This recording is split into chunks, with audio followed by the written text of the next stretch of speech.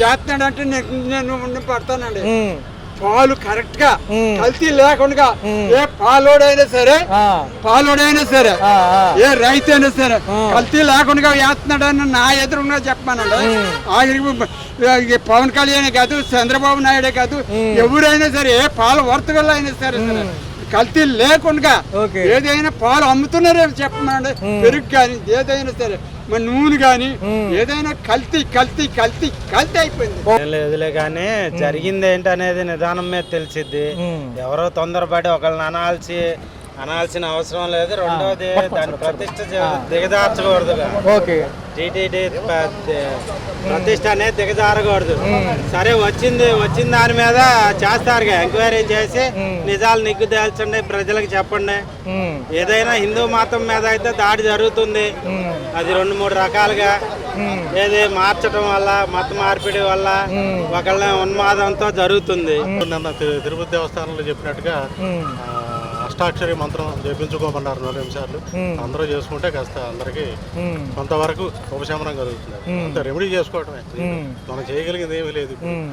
ఇక్కడి నుంచి జాగ్రత్తగా ఎట్లా ఉండేది ముందుగా చూసుకుని తయారు చేసుకుంటే బాగుంటుంది. తిరుపతి లడ్డు ఎంతో పవిత్రమైంది. అది ఎవరు కాదని ప్రపంచవ్యాప్తంగా దాని పేరుంది. అయితే ఇప్పుడు పంచదార ఉంది. పంచదారలో జంతువు ఎముకలు లేనిది పంచదార బయటికి రాదు, అది మనం తింటున్నాం. అట్లాగే సోపులు ఉన్నాయి, సోపుల్లో జంతువు కొవ్వు లేనిదే సోపు తయారవదు. అట్లాగే కేకులు అవి మరి తింటున్నాం. అయితే ఇంట్లో కలవటం అనేది తప్పు. అయితే కలవలేదు, లారీలు వచ్చినాయి వెనక్కి పంపించేసామని వాళ్ళు చెప్తున్నారు. కమిటీ జరిగింది అన్నారు. మరి కమిటీ వేయచ్చుగా, ఎంక్వైరీ వేయచ్చుగా కమిషన్. ఎందుకు ఇట్లా లేదు? తప్పుడు లోపలికి వెళ్ళి లడ్డు తయారు చేసినారు. ఈవో మీద యాక్షన్ తీసుకోవచ్చుగా, ఎందుకు తీసుకోవట్లా? అంటే గత ప్రభుత్వాలు కమిషన్ కోసం చేశాయంటున్నారు. ఈ ప్రభుత్వం మొన్న 23 కదండి, జూలై 23 వచ్చింది రిపోర్ట్లు. బాబాయ్ ట్రెండ్ వచ్చింది, జూలై 23 రిపోర్ట్ వచ్చింది. ఈ ప్రభుత్వం వచ్చిన రిపోర్ట్లు వచ్చినాయి. మరి ఈవో మీద ఎందుకు యాక్షన్ తీసుకోవట్లేదు? లోపల నెయ్యి తీశాడు, లడ్డు తయారు చేసి అంటున్నారు, మరి ఎందుకు యాక్షన్ తీసుకోవట్లా? మరి జనం వీళ్ళని బాబు గారు చూస్తున్నంతసేపు జరుగుతూనే ఉంటది. లడ్డు అనేది పర్ఫెక్ట్ గా జరుగుతూనే ఉంటాడు. ఈ 5 సంవత్సరాలు ఈ లడ్డు మీదే జరిగిపోతుంది. Right sir. గత 2 రోజుల నుంచి చూసుకుంటే తిరుపతి లడ్డు పైనే ఉన్నారు అందరూ కూడా. మరి దాని గురించి ఏమంటారు సార్? అంటే లడ్డు ఒకటేనా ప్రపంచంలో ఉంది, ఇంకేం లేదా? ప్రజలు లేరా? వరదలు వచ్చి జనాలు చేస్తుంటే లడ్డు ఇప్పుడు డబ్బులు ఉన్నవాడు వెళ్తాడు గుడికి, డబ్బులు లేనాడు ఇంటికి ఉంటాడండి. మరి వరదలు వచ్చి పోయే వాళ్ళ పరిస్థితి ఏంటి? ఇంతకాలం మట్టి లడ్డులోకి ఏం కల్తీలు లేవా? ఇవేళే కల్తీ వచ్చిందా? ఇవేళ కల్తీ వచ్చిందా? ఇంతకాలం మట్టి కల్తీలు లేవా? అందు పాల్లో ఏది కల్తీ ఏది కలుతుందో ఆ బ్రాహ్మణులకు కానీ, మా పూజారులకు కానీ, ఆ చెకింగ్ వాళ్ళకి కానీ ఏది తెలియట్లేదా? మరి జగన్మోహన్ రెడ్డి గారు మోడీకి లెటర్ రాశారు, అంత ధైర్యం ఉండాలా చెయ్యాలా అన్నప్పుడు ఒకవేళ జగన్ గారిది ఒకవేళ తప్పు లేకుండా అయ్యి ఉండొచ్చు రాశారంటే. ఏదేమైనా మనకి ప్రజలకి జరుగుతున్న సమస్య లడ్డు అనేది ఏ గవర్నమెంట్ అనేది కాదు, భక్తులకి వెళ్ళే వాళ్ళకి ఇబ్బందికరంగా చిన్న ప్రాబ్లంగా మారింది. ఏ గవర్నమెంట్ అయినప్పటికీ కూడా అది ప్రాబ్లం క్లియర్ అయ్యి సొల్యూషన్ మనకి రావాలి. జగన్ గారే అవ్వచ్చు, మోడీ అవ్వచ్చు, చంద్రబాబు నాయుడు గారు అవ్వచ్చు, పవన్ కళ్యాణ్ అవ్వచ్చు. ఏదేమైనా మన ప్రజలకి తగినంత సదుపాయం కరెక్ట్గా ఇవ్వాలి, మంచి క్వాలిటీగా వచ్చే భక్తులకి సాటిస్ఫై చేయాల్సిన అవసరం ఏ గవర్నమెంట్ అయినా ఉన్నది, అందరి మీద ఉంటది. లడ్డు విషయాన్ని ఫస్ట్ ఉన్నారు కదా పెద్దలు, వాళ్ళు ఎవరో ఈఓ ఉన్నాడు, ఎగ్జిక్యూటివ్ ఆఫీసర్ ఉన్నాడు. ఫస్ట్ ఎలా జరిగింది? ఇప్పుడు బయటపడిందని పడింది, ఎవరో దాన్ని బూజు పట్టింది కాబట్టి దాన్ని బయట పెట్టారు. అది కఠిన చర్యలు తీసుకోవాలి. ఇప్పుడు మనం అంత నమ్మకం వెళ్తున్నాం, 18 గంటల నుండి అభిషేకం చేయించుకొని లడ్డు పెంచుకుంటే మరి మోసం చేస్తే ఏ విచారణ అయినా కానీనండి, అంత ఏం చేద్దాం? సిబిఐ విచారణ ఏం చేశారు? వివేకానంద రెడ్డి సిబిఐ విచారణ ఏం జరిగింది? ఇంత మడుపు తేలా 5 సంవత్సరాలు అయింది. మరి ఈ ప్రభుత్వం వచ్చింది, సిబిఐ విచారణ చేయిస్తుందా లేకపోతే ఏం చేయిస్తుంది? ఏదో ఒకటి తేలాలి కదా, ఏది తేలదు. గడిచిపోతుంది, 5 రోజులు గడిచిపోతుంది. ఒక నిమిషం ప్రభుత్వాలు వచ్చి 100 రోజుల పైచీలకు అవుతుంది అంటున్నారు. ప్రజాభిప్రాయ సేకరణకి గడప గడపకి వస్తామంటున్నారు. ఎలా ఉంది అది అంశం? ప్రస్తుతానికి ఇంకా టైం ఉందండి, ఇంకా చూడాలి. ఇప్పుడు 100 రోజులే కదా అయింది, 6 నెలలు అయితే గానీ అసలు ఏంటి అనేది తెలియదు. గత 2 రోజులుగా చూసుకున్నట్లయితే తిరుపతి లడ్డు వ్యవహారం అత్యంత వైరల్ అవుతుంది. ఎక్కడ చూసుకున్నా అదే అంశం. ఎలా చూడాలి సార్? అది తిరుపతి లడ్డు ఎంతో పవిత్రమైంది. అది ఎవరు కాదని ప్రపంచవ్యాప్తంగా దాని పేరుంది. అయితే ఇప్పుడు పంచదార ఉంది, పంచదారలో జంతువు ఎముకలు లేనిది పంచదార బయటికి రాదు, అది మనం తింటున్నాం. అట్లాగే సోపులు ఉన్నాయి, సోపుల్లో జంతువు కొవ్వు లేనిదే సోపు తయారవదు. అట్లాగే కేకులు అవి మరి తింటున్నాం. అయితే ఇంట్లో కలపడం అనేది తప్పు, అయితే కలవలేదు. లారీలు వచ్చినాయి, అవి వెనక్కి పంపించేసామని వాళ్ళు చెప్తున్నారు. ఎవరైతే ఈ అంశాన్ని లేవనెత్తిన ముఖ్యమంత్రి గారు ఊరుకోమంటున్నారు, ప్రతిపక్షాలపైన ఖచ్చితంగా చర్యలు ఉంటాయి, సిట్ అధికారులను ఈ రోజు నియమిస్తామంటున్నారు, డీజీపీ స్థాయి కంటే పై అధికారులు ఉంటారు, కొంతమంది ఒక సెక్షన్తో కూడుకున్న సెక్షన్ని నియమించి దాంట్లో ఈ యొక్క సిట్ అధికారులు ఉంటారు అంటున్నారు. ఎలా చూడాలి సార్? డీజీపీ సిట్ అధికారులు కాదండి, సిబిఐ ఎంక్వైరీ జరగాలి. సిబిఐ ఎంక్వైరీ జరిగినప్పుడు అది నిష్పక్షపాతంగా ఉంటుంది. అప్పుడు మరి నేను చూసుకుంటే భూమున ఎవరైతే ఉన్నారో గత చైర్మన్ ఎవరైతే ఉన్నారో వైవి సుబ్బారెడ్డి తర్వాత ఆయన వచ్చి ప్రమాణ స్వీకారం చేయడం జరిగింది హారత పట్టుకుని తిరుపతిలో. ఏమన్నా తప్పు జరిగితే నేను రక్తంగా కొంచెం చచ్చిపోతానని ఈయన అంటున్నారు. మరి వైవి సుబ్బారెడ్డి గారి సవాల్కి రావట్లేదని మన మంత్రి లోకేష్ గారు అంటున్నారు. ఇప్పుడు ఈయన అలా చేశారండి, ఆయనకి అంత డేర్ ఉంది, ఆయనలో తప్పులేదనే ఉద్దేశంతో ఆయన చేశారు. ఆయన తప్పులేదు అది, ఎందుకంటే ఆయనకి ఆ కాన్ఫిడెన్స్, ఆ విశ్వాసం ఉంది, నేను చేయలేదు, నాకు ఎలాంటి తాపం లేదు, అందుకని నేను రక్తం కక్కుని చేస్తే అని అన్నాడు. వైవి సుబ్బారెడ్డి రాలేదంటే ఆయన వ్యక్తిగత విషయం, అది వస్తే మంచిదే, నాపైన ఈయన చేశాడు, ఆయన బదులు సరిపోతుంది. గత హయాంలో చూసుకున్నట్టయితే అన్యమతి ప్రచారాలు కూడా జరిగినాయి కొండపైన, మొత్తం వ్యవస్థ అంతా కూడా నాశనం చేశారు ప్రతిపక్షాలు, గత మాజీ ప్రభుత్వాలని వీళ్ళు అంటున్నారు. అన్ని మత ప్రచారాలు అనేవి ఏమి ఉండవండి, మంది లౌకిక రాజ్యం, ఎవరు ఇష్టం వచ్చిన మతం వాళ్ళు ప్రచారం చేసుకోవచ్చు, ఎవరు ఇష్టం వచ్చిన మతాన్ని వాళ్ళు స్వీకరించవచ్చు. మనకి ప్రాథమిక హక్కులు ఉంది, రాజ్యాంగం ఇచ్చిన ప్రాథమిక హక్కుల ప్రకారం ఎవరైనా మత ప్రచారం చేసుకోవచ్చు. అయితే బలవంతంగా మత ప్రచారం చేయడం, బలవంతం మత మార్పిడులు అనేది చేయకూడదు. గత హయాంలో 6 సంవత్సరాల క్రితం మోడీ గారి హయాంలో గోవధన ఆపే సమయంలో బీఫ్ను కూడా బ్యాన్ చేస్తామన్నప్పుడు పవన్ కళ్యాణ్ గారు ఎవరైతే గొడ్డు మాంసాన్ని బ్యాన్ చేస్తామన్నప్పుడు అది పేదలకి పరమాన్నం లాంటిది, వాళ్ళ ఆహార అలవాట్లపైన మనం ఆంక్షలు విధించకూడదు అన్నారు. ఇప్పుడేమో ఏదైతే సనాతన ధర్మాన్ని కాపాడుతానంటున్నారు. ఎలా చూడాలి సార్ ఈ 2 అంశాలు? ఆయన ఆహారానికి సనాతన ధర్మానికి సంబంధం లేదండి. ఎందుకు లేదంటే ఇప్పుడు ఆది మానవుడు ఉన్నాడు, ఆది మానవుడు తినిందే జంతు మాంసం, జంతు మాంసాన్ని వేటాడి దాన్ని కాల్చుకొని పచ్చిదో తిన్నాడు, అంతేగాని ఇది సనాతన ధర్మానికను ఆహారానికి సంబంధం లేదు. ఎందుకంటే ప్రపంచవ్యాప్తంగా బీఫ్ అనేది వాడుతున్నారు. చైనాలో ఉంది, చైనాలో కప్పలు తింటారు, మరి పాములు తింటారు. మరి చదివి అక్కడ ఆపత్తుగా వెళ్ళి మరి ఎవరి యొక్క ఆహారం వ్యవహారాలు, ఎవరి స్టైలు, ఎవరి లైఫ్ స్టైల్ వాళ్ళదే. మనం బీఫ్ అని కించపరచడం, లేకపోతే మటన్ మంచిదని, లేకపోతే చికెన్ మంచిదని కించపరచడం కాదు. అది ఒక పక్క చూసుకుంటే ఏదైతే వరద విపత్తుకు సంబంధించిన నష్టపరిహారాలు ఇవ్వడం, దాటవేడి చర్య కానివ్వండి, సూపర్ 6 అమలు దాటవేసి చర్యల్లోనే కొత్త అంశాన్ని లేవనెత్తారు. డైవర్షన్ పాలిటిక్స్ అని ప్రతిపక్షాలు అంటున్నారు. సూపర్ 6 అంటే ఇచ్చాడు, ఆయన చెప్పాడు, ఒక పెన్షన్ చేశారు, మరి మిగతా చేస్తా అంటున్నారు. అది కూడా మనం చూడాలి, చూసి కానీ మనం చెప్పలేము. సో ఈ అంశానికి సంబంధించి సినీ రంగం ప్రకాష్ రాజ్ కూడా మాట్లాడడం జరిగింది. మా యొక్క ధర్మాన్ని పాటించడంలో మేము మాట్లాడతాము, మీరు కామ్గా ఉండటం మంచిదని పవన్ కళ్యాణ్ గారు అన్నారు. సార్ ఎలా చూడాలి? ఇది కామ్గా ఉంటుంది, ఎవరు అభిప్రాయాలు చెప్పుకుంటారు, తప్పులేదు. ఆ ప్రకాష్ రాజ్ గారి అభిప్రాయం ప్రకాష్ రాజ్ గారు చెప్పారు. అయితే అభిప్రాయం అనేది ప్రజలు ఆమోదించే విధంగాను, ప్రజలు మెచ్చే విధంగా ఉండాలి. అభిప్రాయం చెప్పేటప్పుడు అన్పార్లమెంటరీ లాంగ్వేజ్ అని కానీ, అసభ్య పదజాలాలు కానీ, వేరే మతాన్ని కానీ, వేరే కులాన్ని కానీ, వేరే వర్గాన్ని కానీ, వేరే సామాజిక వర్గాలను కానీ కించపరిచే విధంగా ఉండకూడదు మన అభిప్రాయాలు. సో దీనిపైన విచారణ పారదర్శకంగా జరగాలంటే ఏం చేయాలంటారు? పారదర్శకంగా జరగాలంటే సిబిఐకి అప్పగించాలండి. Okay sir. కమిటీ జరిగింది అన్నారు, మరి కమిటీ వేయచ్చుగా, ఎంక్వైరీ వేయచ్చుగా, కమిషన్ ఎందుకు వేయట్లా? మరి లేదు, తప్పుడు లోపలికి వెళ్ళింది, లడ్డు తయారు చేసినారు, ఈవో మీద యాక్షన్ తీసుకోవచ్చుగా, ఎందుకు తీసుకోవట్లా? అంటే గత ప్రభుత్వాలు కమిషన్ కోసం చేశాయి అంటున్నారు. ఈ ప్రభుత్వం మొన్న 23 కదండి, జూలై 23 వచ్చింది రిపోర్ట్లు. బాబాయ్ ట్రెండ్ వచ్చింది, జూలై 23 రిపోర్ట్లు వచ్చింది. ఈ ప్రభుత్వం వచ్చిన రిపోర్ట్లు వచ్చినాయి.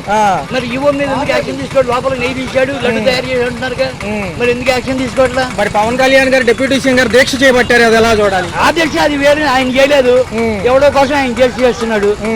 ఎవరు ఆయన చేయలేదుగా, ఆయన సంబంధం లేదు, ఎవరో కోసం ఆయన దీక్ష చేసినందుకు ప్రజలు కూడా అదే అంటున్నారు. తప్పు చేసింది ఒకళ్ళైతే దీక్ష ఒకళ్ళు చేస్తున్నారు. అదే ఎవరికైనా అదే వైజాగ్ అనేది ఆయన చేసి చంద్రబాబు నాయుడు చేయాలి. ఈ ఆయన వదిలేసి పవన్ కళ్యాణ్ గారు చేయడం ఏంటి? ఈ వ్యవహారాన్ని ముందు వెలుగులోకి తీసుకొచ్చింది ముఖ్యమంత్రి గారు కాబట్టి ఆయన అంశం అంటారు. ముఖ్యమంత్రి వెలుగులో తెచ్చాడు, ఎంక్వైరీ వేయచ్చు కదా, ఆయన చేతిలో పనేగా.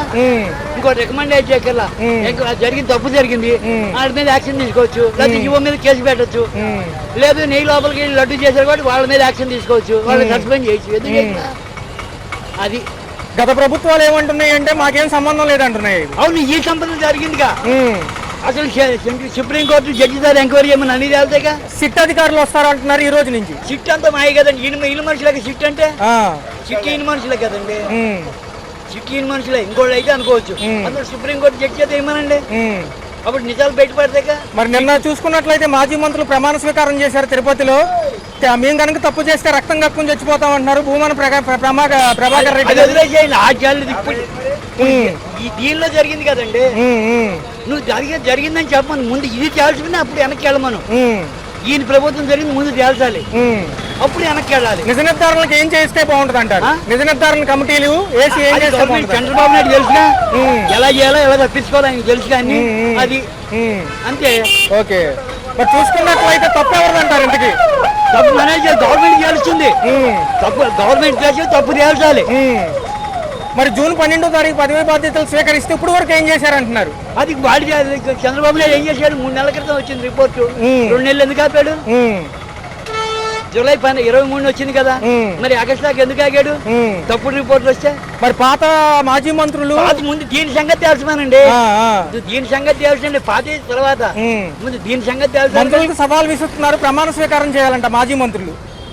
ఎవరైతే ఈవోలుగా ఉన్నారో, రెండో పరంగా చైర్మన్లుగా ఉన్నారో వాళ్ళు. అది ముందు ఈ సంగతి తెలుసుమానండి, పాత వదిలేసేయండి. తప్పు ఇప్పుడు ఈ ఇష్యూలో జరిగిన ముందు ఈ ఇష్యూని తెలిసి అప్పుడు వెనక్కి వెళ్ళాలి. ఓకే, అంతేగాని వెనక తప్పు చేశారు నేను తప్పు చేస్తానంటే ఎట కుదురుతుంది? అందరూ ముగ్గురు కలిసి ఉన్నారు. మరి బీజేపీ ఏం చేస్తుంది? పవన్ కళ్యాణ్ తప్పు లేదు, ఆయన గుళ్ళో కూర్చున్నాడు. ఎందుకు కూర్చున్నాడు? ఆయనకి సంబంధం లేదుగా గుళ్ళో కూర్చోవడం. అది గత 2 రోజుల నుంచి చూసుకుంటే తిరుపతి లడ్డు పైనే ఉన్నారు అందరూ కూడా. మరి దాని గురించి ఏమంటారు సార్? అంటే లడ్డు ఒకటే నా ప్రపంచంలో ఉంది, ఇంకేం లేదా, ప్రజలు లేరా? వరదలు వచ్చి జనాలు చేస్తుంటే లడ్డు ఇప్పుడు డబ్బులు ఉన్నవాడు వెళ్తాడు గుడికి, డబ్బులు లేనాడు ఇంటికి ఉంటాడండి. మరి వరదలు వచ్చి పోయే వాళ్ళ పరిస్థితి ఏంటి? అంతవరకు కూడా లడ్డూలో గొడ్డు మాంసం కలిగింది, గొడ్డు కొవ్వు కలిగింది, కలిపారు, పంది మాంసం కలిపారు అంటున్నారు. కానీ నష్టపరిహార బాధ్యతలను ఎవరూ పట్టించుకోవట్లేదు సార్. దానిపై ఏమంటారు? అసలు నష్టపరిహారం చెల్లించినా చెల్లించకపోయినా అసలు ముందు చర్చికి సంబంధించి, గుడికి సంబంధించి అధికారులు ఉంటారు కదా. అవును సార్. ఇప్పుడు యాక్చువల్ గా ఇప్పుడు ఇదే విజయ్ డైరీ ఉంది మీ ఎదురుగానే.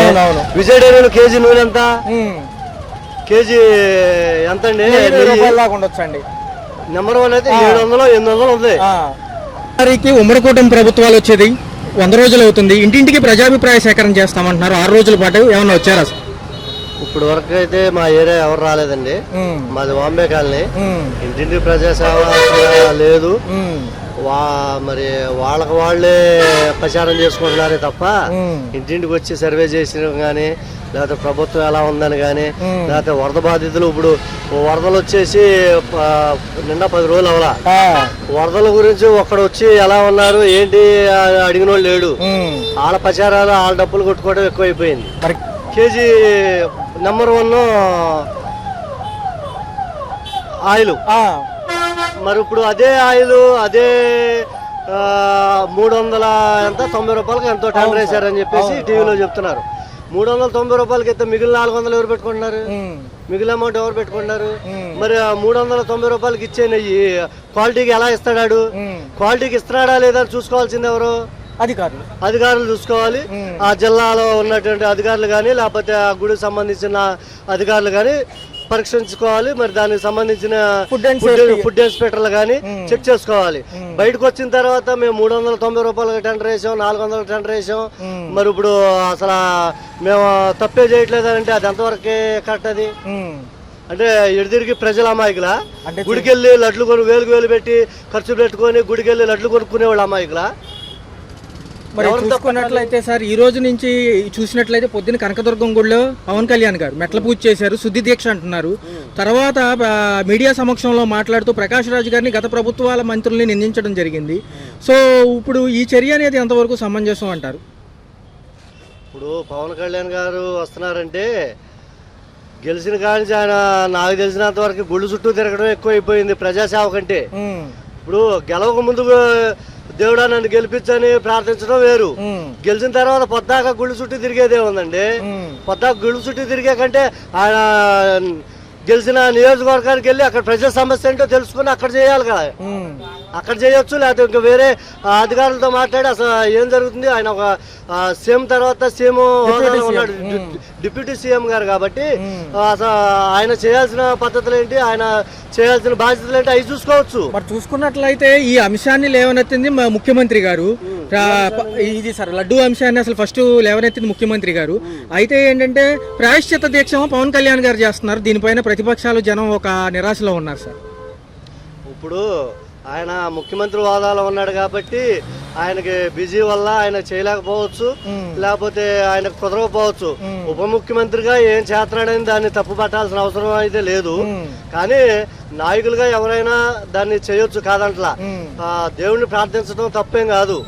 కానీ ఈ తప్పులు జరిగిన తర్వాత అందరూ జనాల్లోకి వస్తున్నారు తప్ప తప్పు జరగకుండా చూసుకున్న నాయకుడేడి.